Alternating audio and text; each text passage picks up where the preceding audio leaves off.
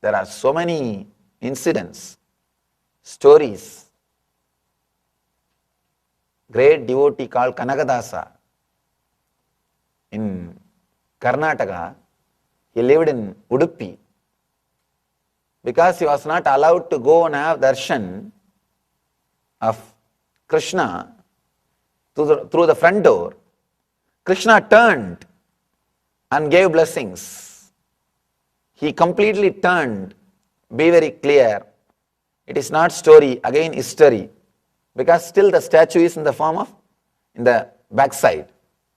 Still, the statue of Krishna is looking backside of the temple. It's not facing towards the front side. And he is facing backside of the temple. It is called Kanagadwara. Through the small window through which he gave darshan to Kanagadasa, you can have, still you can see God only through that small window. Thousands of incidents where the devotion led people to experience the ultimate. And not only that, there are some more stories.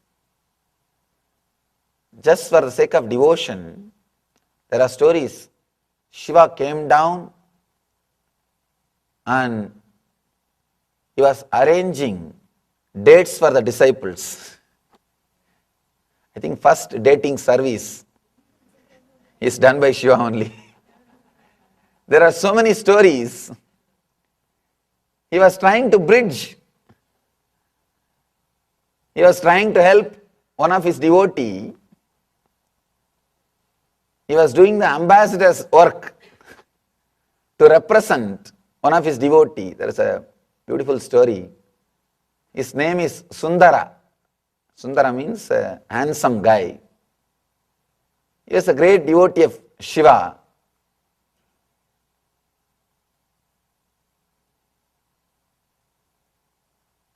We should understand one thing. Whether the stories are true or not, logically we can argue, but the stories create such a deep emotion and devotion in your being that devotion is worthy. That is such a great gift. Even if the stories are not fact, it is okay. The devotion which is created by the stories will lead you to the truth. That's the reason I always tell people, do not bother about the factuality of these great stories, because logically you can never say which is right or which is wrong. You can never verify a fact. One more thing, we always think if it is written by some so-called scientists or some logical way, it's a truth. And if it is written by some saint, it is always biased or vested interests. We should understand an important thing. Saints and sages and devotees, spiritual beings, doesn't have any vested interests. Their life was never dependent on influencing or impressing somebody. But the so-called scientists, their life was constantly dependent on influencing, impressing the people who are funding them. Be very clear, in India, the saints and sages and rishis and spiritual masters were never under the influence of business people or politicians. Vaishya and Kshatriya both are kept away from the Brahmanas. It is the Brahmanas who are in the top. The sages and saints and rishis and devotees, they were given the lot more respect. They were in the top seat. They were ruling. They were guiding the politicians and businessmen. So they have no vested interests. Even if they don't tell stories, even if they don't create these stories, they are respected. They are given all best things of the society without any necessity to prove themselves. So they have no vested interests. But with the scientists, if you look deeply into the system, with the scientists, things are more complicated because always they have to work to fulfill the vested interests of the people who are funding them, means business people. The ultimate quantum jump, if it has to be useful to the common mass in a complete way, it should not be disturbed, it should not be interfered by the vested interests of priests, by the vested interests of the people who rule the country or people who finance the things. Neither the business people nor the politicians should be allowed to enter into the research. Only then it can go in the line of truth and express the truth alone to the common mass. That's why I always tell people, with science, there are a lot more superstitions, lot more things which is illogical, lot more superstitious, illogical, dangerous things are created by science than spirituality. Even if it is little illogical, even if it is not fact according to your logic, the spirituality has always led people towards the ultimate truth of global peace and global bliss, transformation. The ultimate purpose was totally different. And with the so-called science, even if they are factual, with the simple facts, ultimately it is not leading to anywhere. One more beautiful story. Do not validate with your logic whether it is fact, when it happened, what is the year, date, morning or evening. Usually we never, in the East, we have something called Purana, not history. History is totally different from Purana. History means date, time, incident, whatever happened in the level of length, breadth, depth is recorded. See, whatever has happened in the level of length, breadth, depth is in this 3 dimension. That is recorded. But in Purana, not only whatever has happened in the length, breadth, depth, we record the impact of that incident in time and space. That is why we feel the Puranic things are exaggerated. For example, Adolf Hitler taking birth and another ordinary man taking birth. In the length, breadth, depth wise, both are same. It's not a big thing. Both are one and the same. But this guy's birth has created, his influence on space and time is totally different than the influence created by an ordinary man. Ordinary man, if you see from the view of history, length, breadth, depth, both are same. But if you see the incident from the time and space, his influence, Hitler's influence, is totally different. In India, we try to record, in the East, they try to record something called Puranas, where they give importance to the influence created by that person in space and time. They did not give much importance to the incident itself, which is in the length, breadth, depth. that dimension was not given much importance.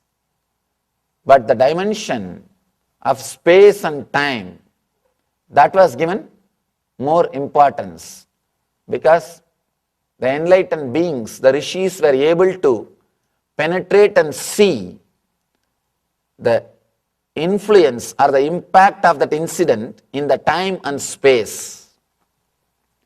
Krishna taking birth, and another one, Sisubala. Sisubala also took birth the same time. Taking birth. In the length, breadth, depth, both are same incidents.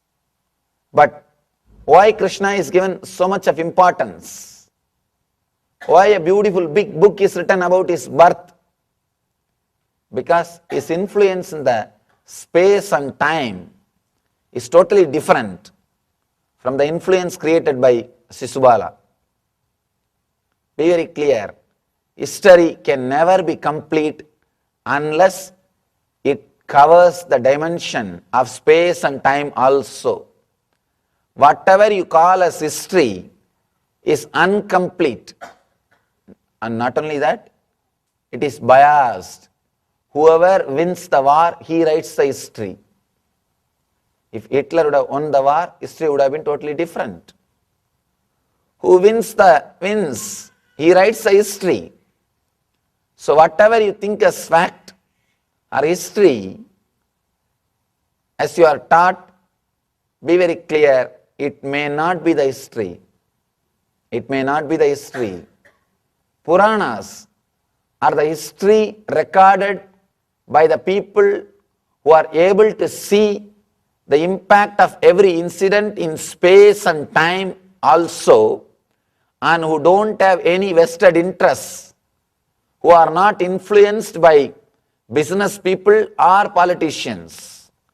That is why sometimes Puranas look illogical for a man who is with a normal logic, who is with an ordinary intellect, who is oriented only with the facts and figures.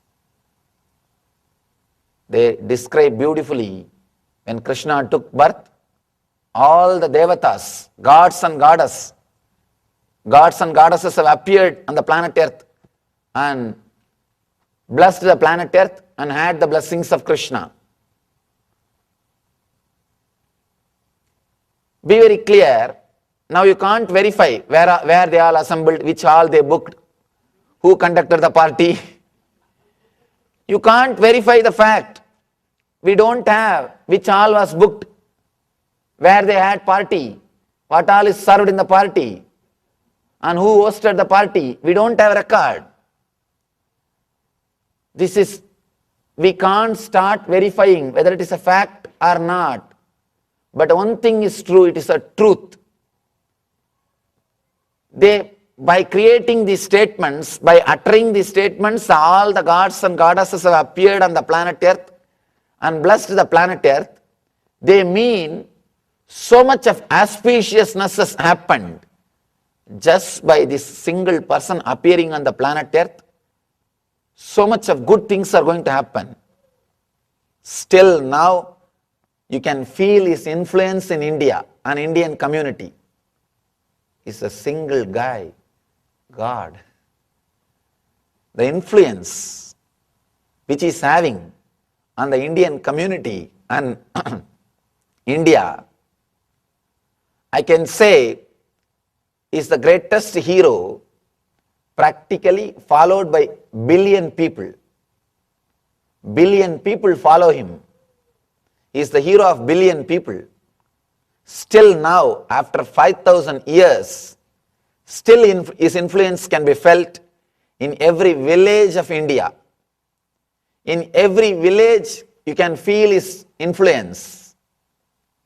Be very clear. The influence created by him, or the impact created by his birth.